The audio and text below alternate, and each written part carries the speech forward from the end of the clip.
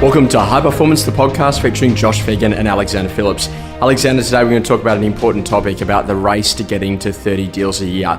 And this is really important for agents because it makes a massive difference in the number of open for inspections, their lead sources, their confidence, and also too about scaling to then go and put on that assistant. So let's talk a little bit about why is it so important for an agent to learn to get to 30 deals before everything else happens inside of their career. It's probably the hardest 30 deals to do, Josh, because you're starting out, you're fresh in the marketplace, you don't have a track record, and you're just trying to find your feet. So I think, doing all those little things right, when you first start off as an agent, which probably comes back to how you were bought into as an agent. If you're an assistant for a lead agent, if you came from property management or you're fresh to the game, you've got to have a little bit of momentum already. So already some good contacts, actually get real estate and understand, what you're actually offering to the consumer. So I think obviously once you're doing that, then it's about how you prospect, how hungry you are. And probably the most important thing starting off is how dedicated you are, particularly when you get, 50 knockbacks a week on how to keep, motivated and try and maintain momentum. Yeah, this is really interesting because I was down in Melbourne last week and I was working with a young guy in the room, and he's only been in real estate for 3 weeks, but he's actually come in as an assistant to an existing agent. And I said to him, oh, cool, one of the quick questions I've got for you is that how do you generate your leads? He said, well, it's pretty easy. In our team, we just do open homes. I said, geez, that's a pretty, direct answer for someone who's been in it for such a small amount of time. I said, tell me a little bit about that. He goes, well, I was talking to my boss and he said the most important thing for us to do is to make sure that we always have, a home on our books that's maybe a little bit aspirational, one that people maybe have to trade in another house for in order to buy. And so we went out and we did an open for inspection on my first weekend. And one of the things that we met is that we met 71 people at this open home. It was an amazing open. And off the back of that, we identified that 50 of those people actually live in the local area. And off the back of that, we actually booked 13 market appraisals. So I figured that the only way that you generate leads in this business is to make sure that you've got a really good listing that's aspirational. And off the back of that, you're going to meet a lot of people. And that's like, plenty of market appraisals. And off the back of that, we'll find the seller. So that's how I think real estate works. And isn't that just a really interesting mindset for people to actually start to think that maybe all the things that you were told to do in terms of cold calling and door knocking and all of those things might not actually be the things that you need to do. And that ultimately, if you enter the real estate industry as an assistant first and build social proof and profile and get your name on boards and get deals under your belt, that changes the entire game. And really, this is about understanding lead source, that people look at social proof. Who are the people that are out there in the marketplace that are already doing the transactions?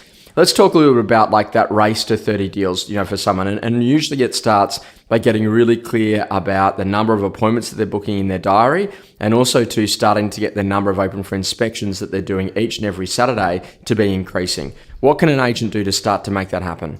Josh, I don't think race is the right word, because I think if an agent thinks like that, I think many people that step into this industry are short-sighted and don't realize how long it takes to actually get some momentum and take it one step at a time. But if you're like that example that you just gave, that I suppose what we're training all our guys that have come into our agency from other agents or agencies, I should say, is forget about appraisals, forget about, door knocking, forget about cold calling, do buyer work, get really good, a list of buyers that you're dealing with every day. You're building you're building a rapport with them, you're getting to know them, you're putting them into properties, not only the ones within the agency, but outside the agency. I think, therefore, you can actually grow a reputation a lot quicker. And I think the first 3 sales I ever did, and I know it very well, were actually other agents' listings within McGrath when I worked at McGrath. So,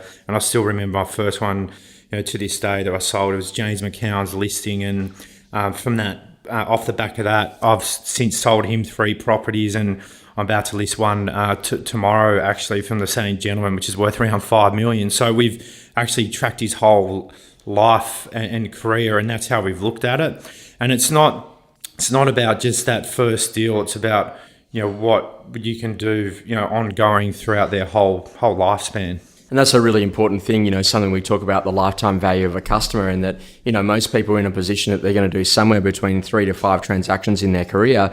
So if they're going to do those 3 to 5 transactions, think about that. If every transaction's worth, minimum of $10,000, then that must mean that every single person you put into that database is actually worth $50,000. And if you think about that, if they just refer you one person in every deal, that's another $50,000 for each of those people. And before you know it, we're now sitting at about $300,000 is the lifetime value at a minimum of every single one of those people that you do a trade or transaction with. And I think that for an agent, you build momentum. You go from doing nothing to trying to do 1 open for inspection every Saturday and build on that to try to do 2 open for inspections. And then as you go, try to get to 3 open for inspections in an area every single weekend. And once you start doing that, you start meeting people, you start getting social proof, and all of the campaigns actually come together. For an agent that is on that edge, one of the great things for them to start to think about is that you're in your head a lot, but when you've got a lot of deals happening, then all of a sudden you're out there and you're starting to really think about the customer. How important is it, Alex, for an agent to get out of their head and to get into just doing the work and working with the customers? Josh, I think as an agent starting out, you need to peel back all the layers, and you can get so confused. And I've seen, people, that have come even into our business that are running around like they've got no idea. There's no direction, no structure.